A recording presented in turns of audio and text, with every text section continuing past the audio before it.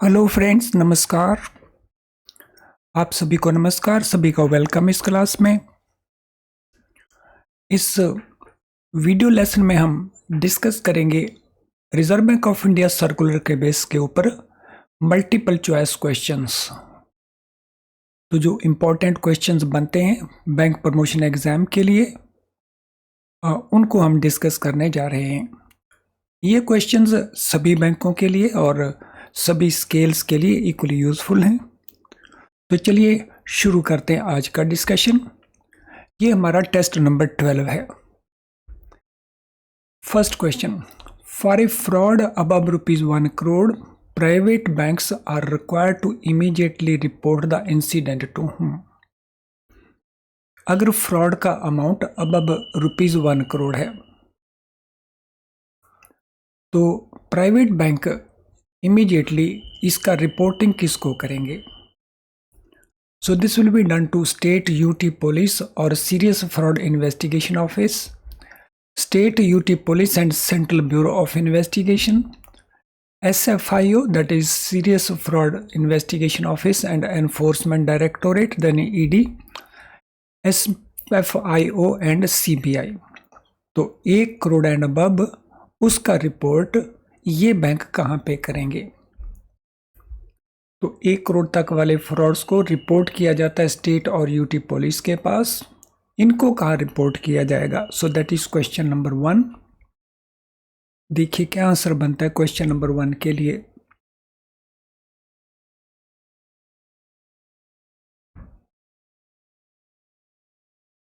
Question number 1, what is the answer? तो ये है स्टेट और UT police plus serious fraud investigation office, SFIO। तो यहाँ पे नंबर 1 एंड साथ में यहाँ पे नंबर 2, ये रिपोर्टिंग किया जाएगा।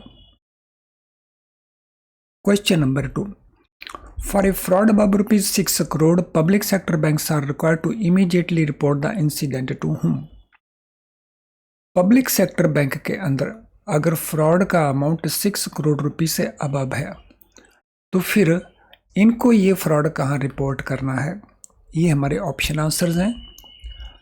ओनली स्टेट और UT police, only CBI, only serious fraud investigation office और state UT police and CBI। ये कहाँ पे रिपोर्ट करना होगा? Question number 2, public sector banks, ऊपर क्वेश्चन प्राइवेट सेक्टर बैंकों का था, यहाँ क्वेश्चन पब्लिक सेक्टर बैंकों से रिलेटेड है। Question number 2, so what shall be answer?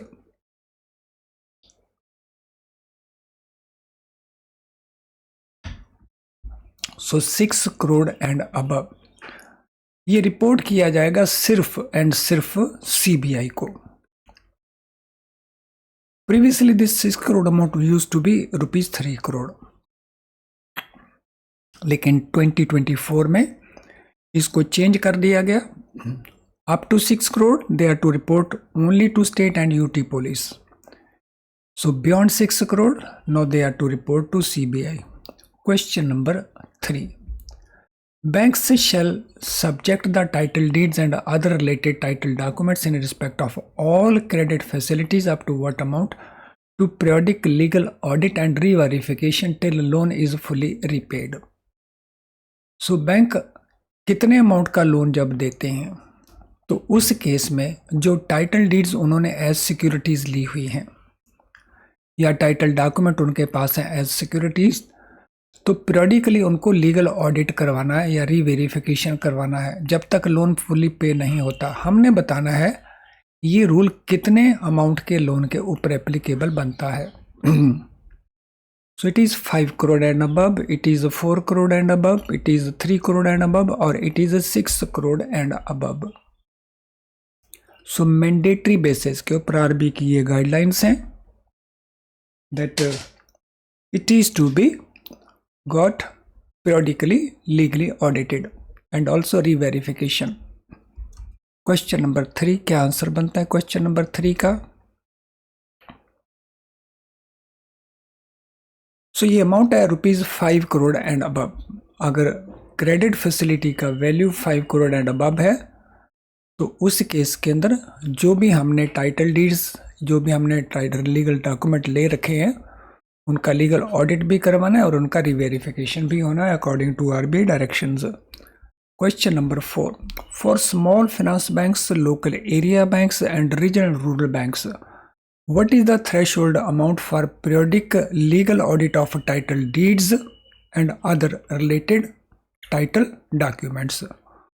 तो यहाँ तक हम बात कर रहे थे perhaps शेड्यूल्ड कमर्शियल बैंक्स की, और यहाँ पे ये बैंक है specifically small finance bank, local area bank and regional rural banks.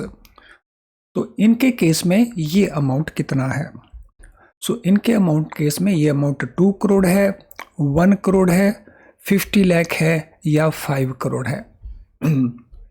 So in case of these 3 type of banks,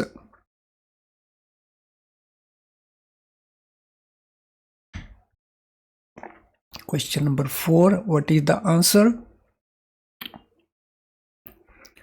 सो इनके केस में ये अमाउंट है ₹1 करोड़।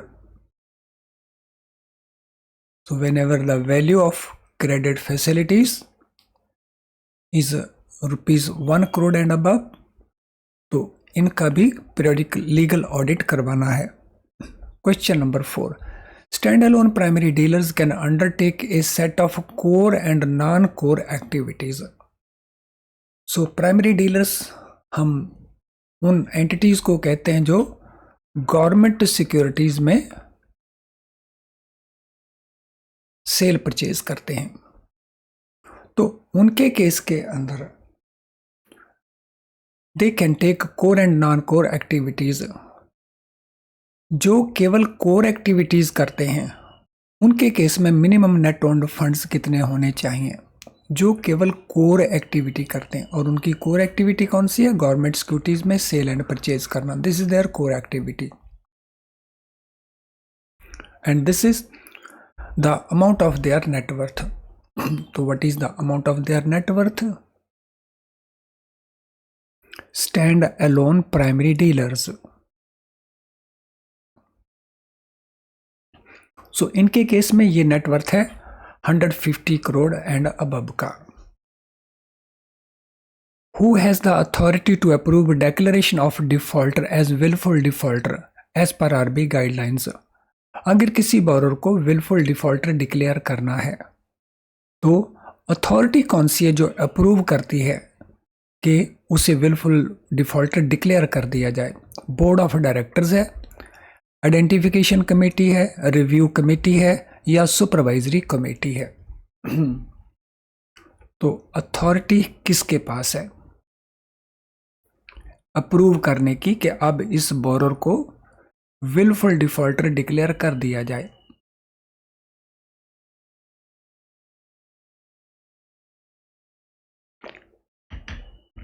सो आरबीआई की करंट डायरेक्शंस के मुताबिक ये कमेटी है review committee. Option C, identification committee का काम है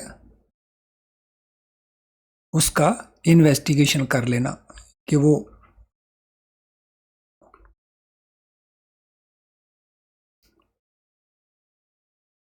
फुलफिल करता है विलफुल डिफॉल्टर की कंडीशन को या नहीं, और उसके बाद रिकमेंड करना टू रिव्यू कमेटी। फिर रिव्यू कमेटी ये डिसाइड करती है whether this person should be declared wilful defaulter और नॉट।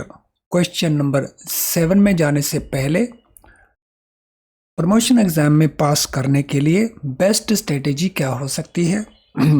सबसे पहले आपको अपने सिलेबस को अंडरस्टैंड करना है, क्योंकि जब तक आप सिलेबस अंडरस्टैंड नहीं करेंगे तब तक आप स्टडी क्या करेंगे? तो आपके सिलेबस में एक मेजर पोर्शन होता है जनरल बैंकिंग का, और साथ में होते हैं आपके इंटरनल सर्कुलर्स जिनमें आपके बैंक की पॉलिसी, प्रोडक्ट एटसेट्रा सब कुछ रहता है। इसके अलावा कुछ बैंकों में फाइनेंशियल अवेयरनेस रहता है, कुछ बैंकों में जनरल अवेयरनेस रहता है। तो सिलेबस जानने के बाद जब आप मटेरियल अरेंज कर लें तो आपने स्टडी कैसे करना है? आपका फोकस कंसेप्चुअल क्लैरिटी के ऊपर होना चाहिए। अगर कंसेप्ट क्लियर है तो कुछ भी क्वेश्चन पूछा जाएगा हम आंसर दे सकेंगे, लेकिन अगर कंसेप्ट क्लियर नहीं है तो फिर आप जितने भी प्रैक्टिस करें मल्टीपल चॉइस क्वेश्चंस की तो कहीं ना कहीं आप अल्टीमेटली आके अटक जाएंगे। तो एक तो कॉन्सेप्ट क्लैरिटी है, और दूसरा मैक्सिमम क्वेश्चंस अगर आप कर सकते हैं मल्टीपल चॉइस क्वेश्चंस एमसीक्यूज, तो वो आपके कंसेप्ट को हेल्प करेंगे और बेटर बनने में और बेटर अंडरस्टैंडिंग में। आपने अपने इंटरनल सर्कुलर्स भी ज़रूर पढ़ लेने हैं, बिकॉज इंटरनल सर्कुलर्स में से भी काफ़ी क्वेश्चंस पूछे जाते हैं। सो जनरल बैंकिंग, इसके अलावा कुछ बैंकों में रादर अभी तो ज़्यादातर बैंकों में केस स्टडी का सिस्टम है स्केल 3, 4, 5, 6 की प्रमोशन में। तो अगर आप इन स्केल्स में जा रहे हैं तो केस स्टडीज़ भी आपको ज़रूर कर लेनी चाहिए। और चाहे ये केस स्टडीज़ हों, चाहे वीडियो लेसन्स हों, या पीडीएफ क्वेश्चन बैंक हो, पीडीएफ स्टडी नोट्स हों, आरबीआई के रूल्स की समरी हो 1 साल की, या गवर्नमेंट स्पॉन्सर्ड स्कीम्स जो हैं जिनमें से लगातार सभी एरियाज में क्वेश्चन पूछे जाते हैं, तो अगर आपको बेस्ट क्वालिटी चाहिए और वो भी एक बहुत रीजनेबल प्राइस के ऊपर, लो प्राइस के ऊपर, तो फिर आप हमारी वेबसाइट में जाइए और वहाँ से इनका बेनिफिट लीजिए। तो ये आपको बहुत यूज़फुल होने वाले हैं, तो इनको यूज़ करिए और अपने पास होने की, अपने बेटर स्कोरिंग की पॉसिबिलिटीज़ को इम्प्रूव करिए। अब हम चलते हैं अगले क्वेश्चन के ऊपर। Question number 7, which of the following occurrences qualify as diversion of funds. तो बोरोर कई दफ़ा फंड्स को डाइवर्ट कर लेते हैं, तो यहाँ पे कुछ इवेंट्स बताए जाएंगे आपको, तो आपको बताना है इनमें से कौन से इवेंट्स, कौन से अकरेंस उनको डाइवर्शन ऑफ फंड्स में माना जाएगा। तो ये डिफरेंट ऑप्शंस हैं आपके पास, तो इन 5 में से आपको बताना है कि किस केस में हम कहेंगे कि ये डाइवर्शन ऑफ फंड्स है। तो ये आपके पास यहाँ से आंसर आपको प्रोवाइड करना है। Utilization of short-term working capital funds for long-term purpose not in conformity with the terms of the credit facility। तो short term working capital funds को अगर लॉन्ग टर्म पर्पस के लिए यूज़ कर लेता है बिजनेस के अंदर, जो इन कन्फॉर्मिटी विद नहीं है जिस पर्पस के लिए सैंक्शन किए गए, तो इसको डाइवर्शन ऑफ फंड्स माना जाएगा। Deploying funds availed using credit facility for creation of assets other than those for which credit was sanctioned। जिस पर्पस के लिए क्रेडिट सैंक्शन किया गया कि ये एसेट आपने परचेज करने हैं, तो वो एसेट परचेज ना करके तो कोई दूसरे एसेट क्रिएट किए गए, तो ये भी डाइवर्शन ऑफ फंड्स माना जाएगा। Transferring funds availed using credit facility to subsidiary और ग्रुप कंपनीज और other entities by whatever modality without approval of the lender. तो बैंक के पैसे को, लोन को यूज़ किया गया और पैसा कहाँ ट्रांसफ़र कर दिया गया, सब्सिडरीज में, ग्रुप में या अदर एंटिटीज़ में, ये भी डाइवर्सन माना जाएगा। Routing of funds through any lender other than the lender or member of the consortium without prior written permission of the lender and all the lender of the consortium। अगर जिन बैंकों के साथ बोरो deal कर रहा है, सो वहाँ पे पैसा डिपॉजिट ना करवा के किसी और लेंडर के थ्रू कोई ट्रांजैक्शन की गई, तो उसको भी डाइवर्शन में माना जाएगा।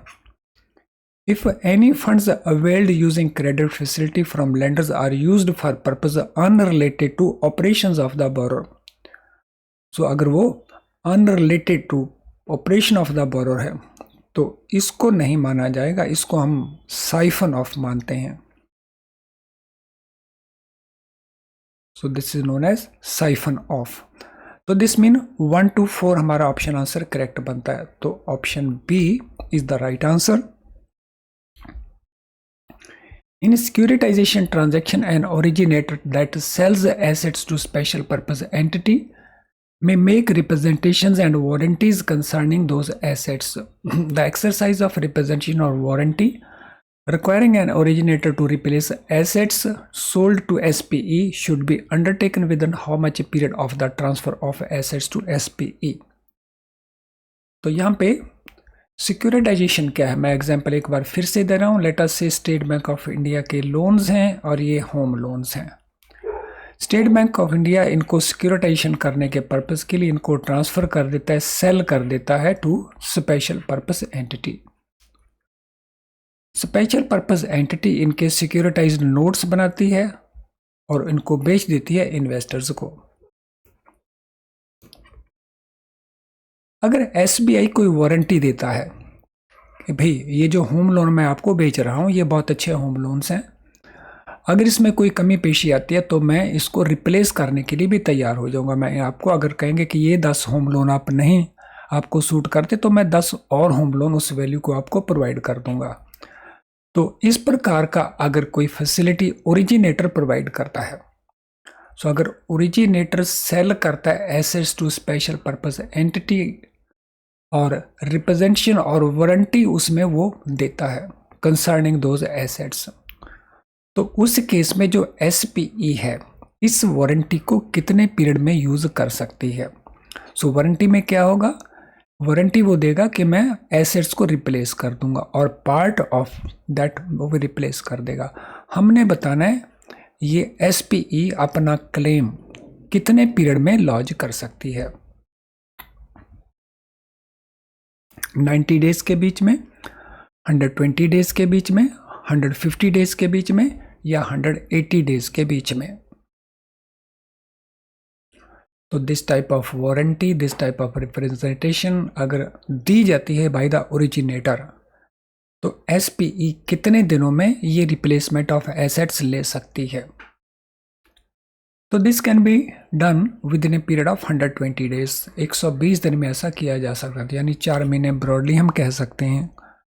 क्वेश्चन नंबर 9, ए बैंक नोट और currency note of which A portion is missing. एक बैंक नोट है या करेंसी नोट है उसका एक पोर्शन मिस हो रहा है, या which is compose of more then 2 pieces, या उसके 2 से ज्यादा पीसेज हैं, तो उस प्रकार के नोट को हम क्या कहेंगे, सॉइल्ड नोट कहेंगे, म्यूटिलेटेड नोट कहेंगे, डिफेस्ड नोट कहेंगे या डैमेज्ड नोट कहेंगे। What type of note it will be called, क्या कहेंगे इसको,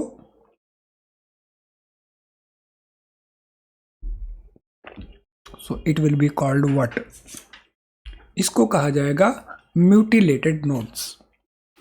सो option B is the answer here. Question number 10, what is minimum net owned funds required for consideration as a full-fledged money changer in case of single branch FMMC and multi-branch FFMC? तो reserve bank of India foreign exchange में dealing करने के लिए full fledged money changers को licence देता है। अगर वो मनी चेंजर की एक ब्रांच है तो उसका मिनिमम नेट ओन्ड फंड्स कितना होना चाहिए, और अगर उसकी मल्टीपल ब्रांचेस हैं तो फिर उस केस में वो कितना होना चाहिए। तो ये आंसर हमने प्रोवाइड करना है। So it is 10 lakh and 25 lakh, it is 15 lakh and 30 lakh, it is 25 lakh and 50 lakh, it is 50 lakh and 1 crore. Full fledged money changers जो फॉरेन एक्सचेंज को सेल बाय करते हैं, ये प्राइवेट शॉप्स आपने देखी होंगी कभी, तो they are private operators, they are non bank operators mostly. So इनका मिनिमम नेटवर्थ जो है that should be ₹25 lakh for single branch and ₹50 lakh for multi branch. तो ऑप्शन सी जो हमारा करेक्ट आंसर बनेगा। Question 11, all single branch FMMCs having turnover of more than 1 lakh $, अगर वो single branch FMMCs हैं तो उनको क्या करना होगा, they should institute what type of audit, उनको ऑडिट करवाना होगा। Further the single branch FMMCs having turnover equal to और लेस देन 1 लाख, तो यहाँ पे है मोर देन और यहाँ पे है अप टू या लेस देन, तो उनको किस प्रकार का ऑडिट करवाना होगा। यानी यहाँ पे FMMC को अगर टर्नओवर $1 लाख से ज़्यादा है तो किस प्रकार का ऑडिट, $1 लाख तक है तो किस प्रकार का ऑडिट होगा। सो मंथली ऑडिट होगा, क्वार्टरली ऑडिट होगा, quarterly annual, by annual monthly, annual and by annual इनका ऑडिट कैसा होगा। क्वेश्चन नंबर 11, इनको ऑडिट करवाना होगा, उसकी पीरियोडिसिटी क्या रहेगी। तो अगर उनका टर्नओवर 1 लाख US डॉलर से ऊपर है तो उनको मंथली बेसिस के ऊपर, और अगर 1 लाख डॉलर से कम है तो फिर उनको क्वार्टरली बेसिस के ऊपर ये ऑडिट करवाना होगा। तो यहाँ पे मंथली है और यहाँ पे क्वार्टरली है। सो ऑप्शन ए इसमें हमारा आंसर बन जाएगा। Question number 12, according to RBI master direction on framework of incentive for currency distribution and exchange schemes for bank branches including currency chest, for opening and maintaining currency chest at centers having population of less than 1 lakh in north eastern regions, capital cost को reimburse किया जाएगा, किस rate के ऊपर किया जाएगा और maximum ceiling कितना रहेगा। सो नॉर्थ ईस्टर्न रीजन्स के अंदर अगर कोई बैंक करेंसी चेस्ट इस्टेब्लिश करता है तो जो भी उसका कैपिटल एक्सपेंडिचर होगा उसकी रीइंबर्समेंट करेगा रिजर्व बैंक ऑफ इंडिया। तो वो रीइंबर्समेंट का रेट क्या है और रीइंबर्समेंट का सीलिंग क्या है पर currency chest, 75, 40, 150, 80 and 60 and 90% and 30 lakh। सो हमने बताना है रीइंबर्समेंट का अमाउंट और साथ में रीइंबर्समेंट का परसेंटेज, कैपिटल एक्सपेंडिचर का, रेवेन्यू एक्सपेंडिचर का नहीं। रेवेन्यू एक्सपेंडिचर के लिए सेपरेट क्वेश्चन है। सो जो कैपिटल कॉस्ट है उसको रीइंबर्स करना होगा नॉर्थ ईस्टर्न रीजन्स के अंदर 100%, और जो अमाउंट सीलिंग रहेगा वो रहेगा 50 लाख का। So that mean option B हमारा आंसर है। Question number 13, stand alone primary dealer can undertake a set of core and non set core activities, so which undertake non core and core activities. पहले question था जो केवल core activities करते हैं उनका net worth minimum कितना हो, अब कोर एंड नॉन कोर दोनों ही हैं तो इस केस में मिनिमम नेट ओन्ड फंड्स कितने होने चाहिए, 150 crore, 200 crore, 250 crore and 300 crore.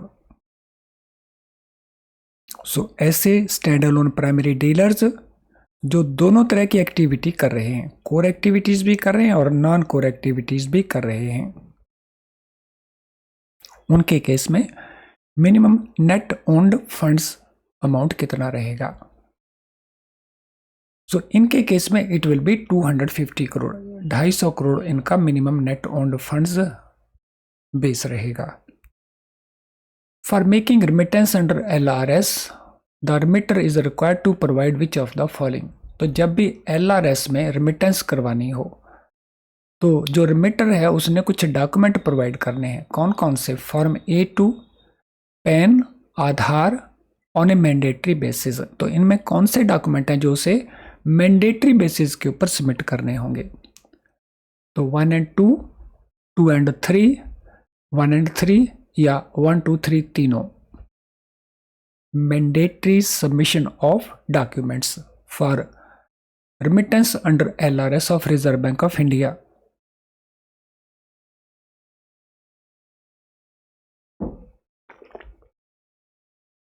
So mandatory basis के ऊपर उसे फॉर्म नंबर A2 सबमिट करना होगा, पैन डिटेल्स प्रोवाइड करनी होंगी। तो ये दो डिटेल्स उसको मैंडेटरी बेसिस के ऊपर प्रोवाइड करनी है।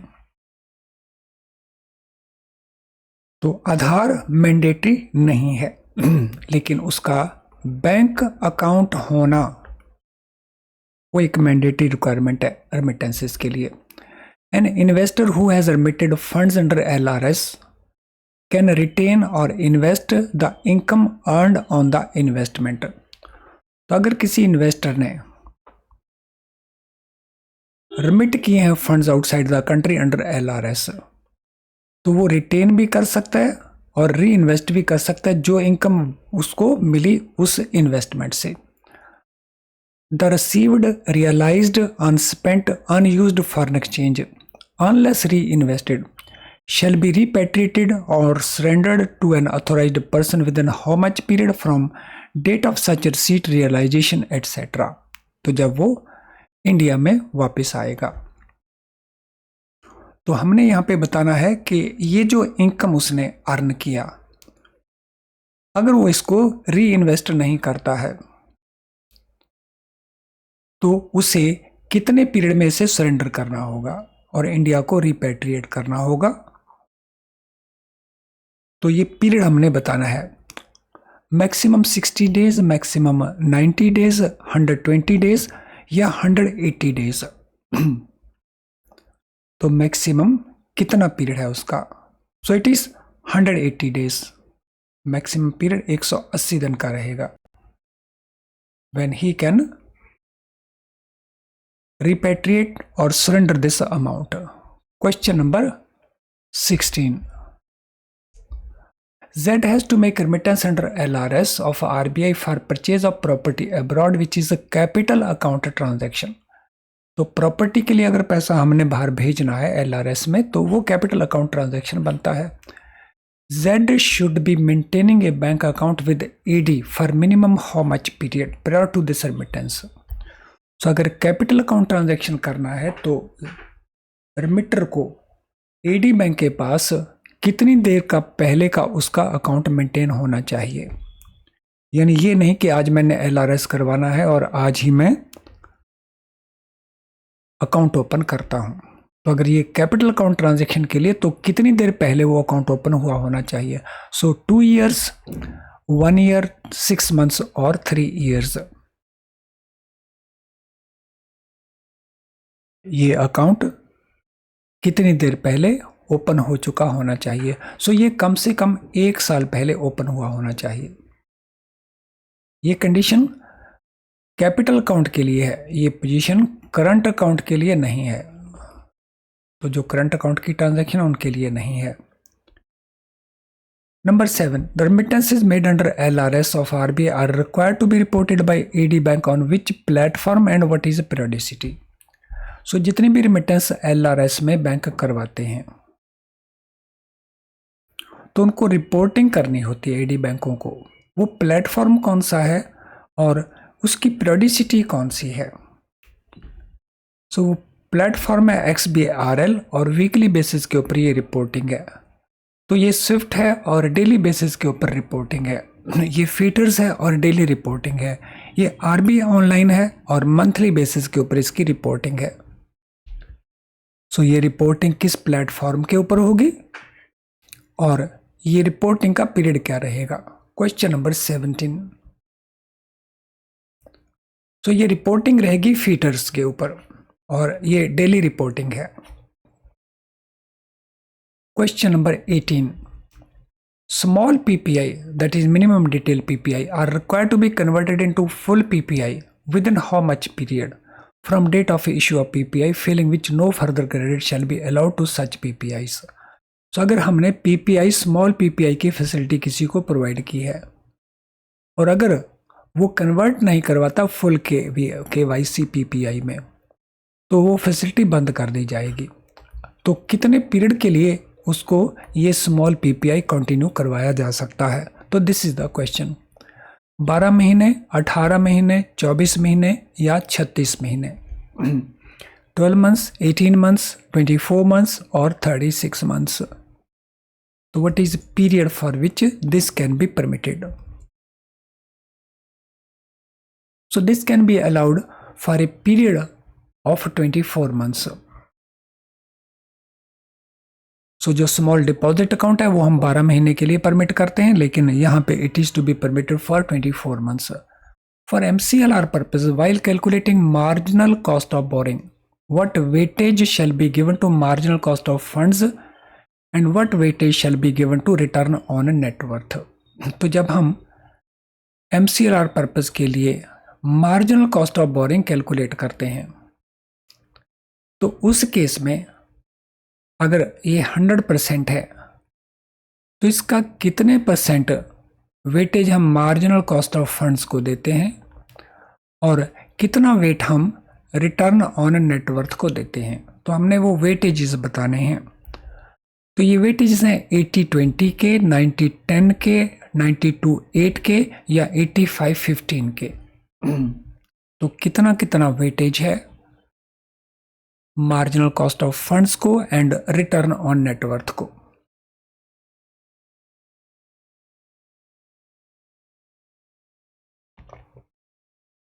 सो ये कैलकुलेशन करते समय जो मार्जिनल कॉस्ट ऑफ फंड्स है इसको वेटेज मिलता है 92% का, रिटर्न ऑन नेटवर्थ को वेटेज मिलता है 8% का। So that mean option C हमारा करेक्ट आंसर है।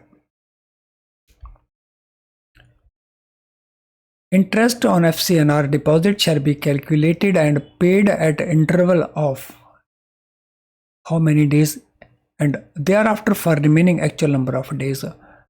सो जब हम FCNR डिपॉजिट के ऊपर इंटरेस्ट पे करते हैं तो उसका जो कैलकुलेशन करते हैं और उसका पेमेंट करते हैं उसका इंटरवल क्या रहता है, मंथली रहता है, 3 मंथ्स रहता है, एनुअल रहता है।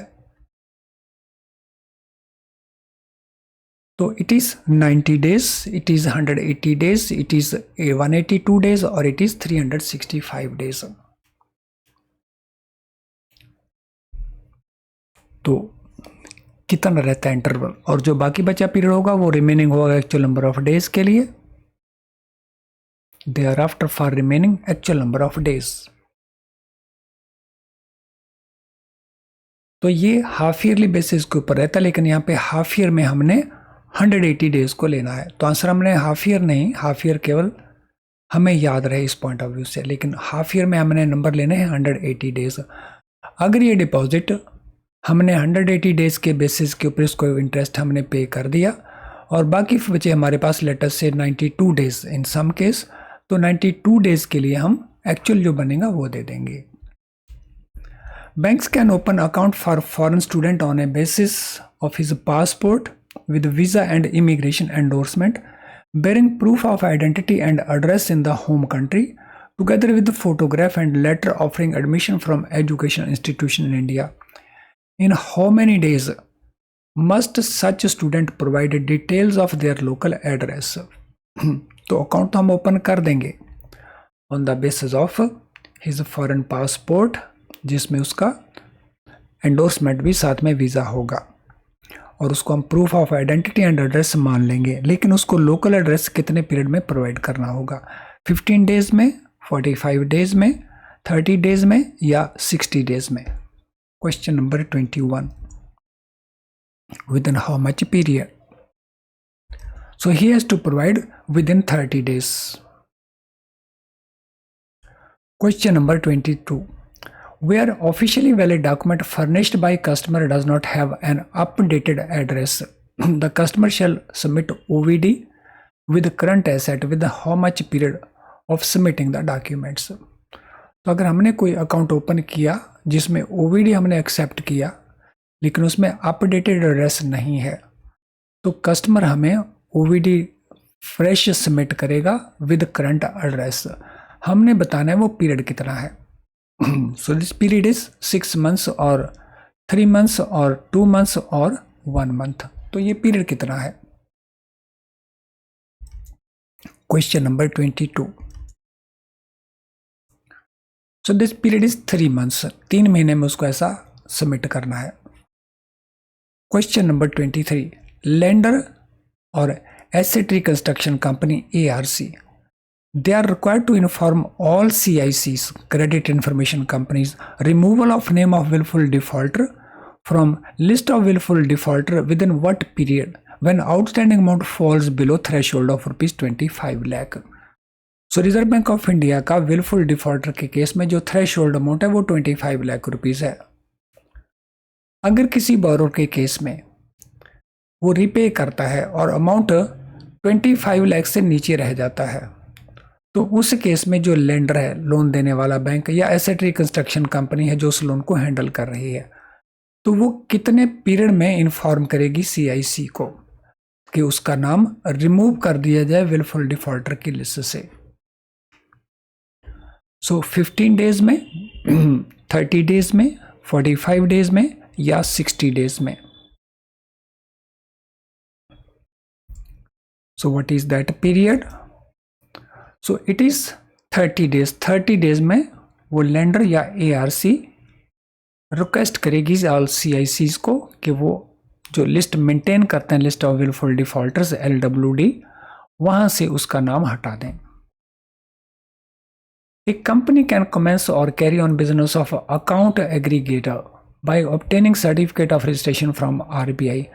Every company seeking registration with RBI as an account aggregator is required to have net owned funds not less than how much crore or such amount as may be prescribed by RBI. अगर किसी company ने commence करना है या carry on करना है account aggregator का business, तो उसे RBI से परमिशन लेनी हो पड़ेगी in the form of registration, और उसके लिए उसे एक minimum net owned funds value रखनी पड़ेगी। वो वैल्यू कितनी है अकाउंट एग्रीगेटर का काम करने के लिए to get RBI permission? 1 crore है, 2 करोड़ हैं, 5 करोड़ हैं या 10 करोड़ हैं? Question number 24।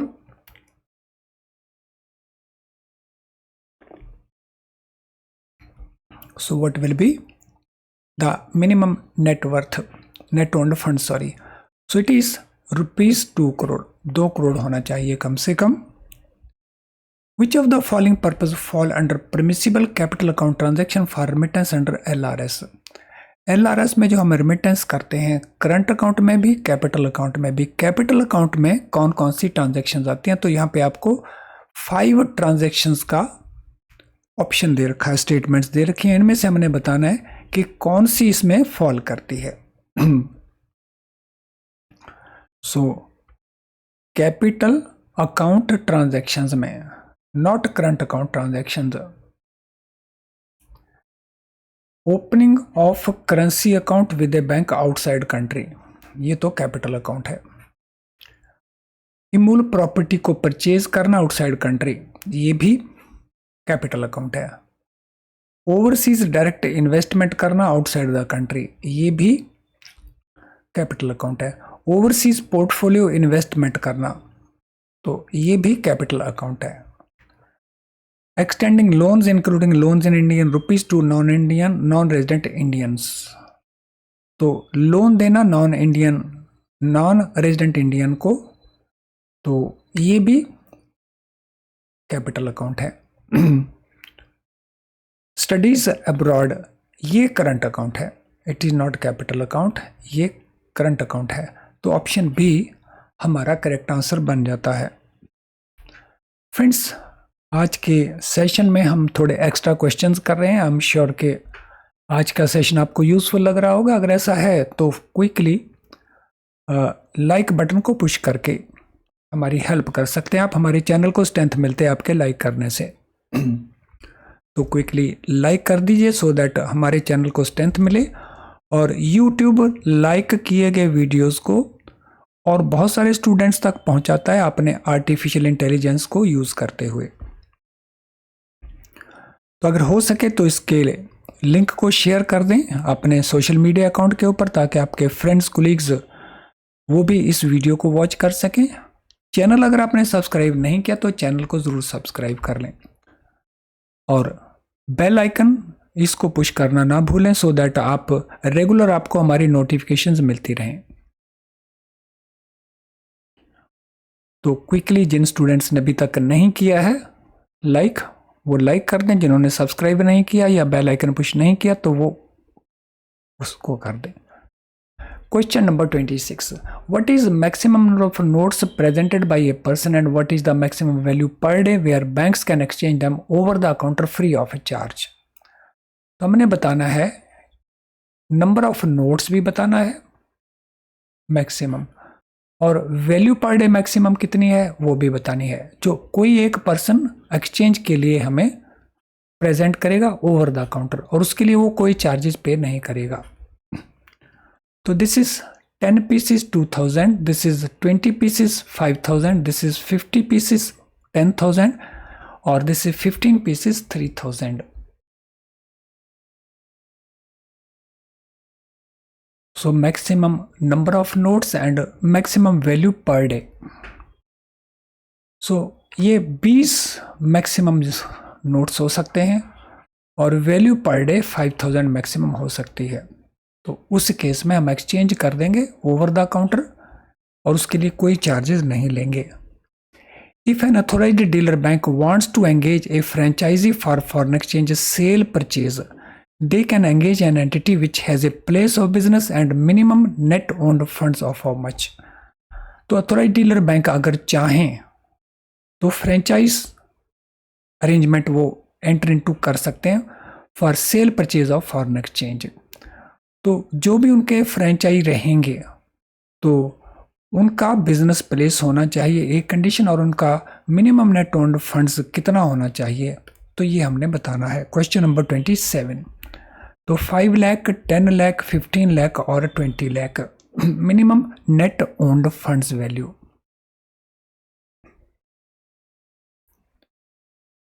So this is rupees 10 lakh, 10 lakh रुपए उनका नेटवर्थ होना चाहिए, minimum owned funds it should be there.